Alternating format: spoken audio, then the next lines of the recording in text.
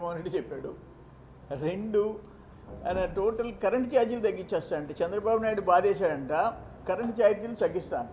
8 సార్లు కరెంట్ ఛార్జీలు పెంచావు. జాబ్ క్యాలెండర్ ప్రతి సంవత్సరం 1వ తేదీ జనవరి 1 జాబ్ క్యాలెండర్, లక్షల మందికి ఉద్యోగాలు. అసలు ఎటువంటి ప్రామిసెస్ చెప్పుండవారు మీరు? 45 ఏళ్ళకి అందరికీ పెన్షన్, 45 ఏళ్ళకి ఇర్రెస్పెక్టివ్ ఆఫ్ క్యాస్ట్, ఏ కులమైనా సరే 45 ఏళ్ళకి పెన్షను.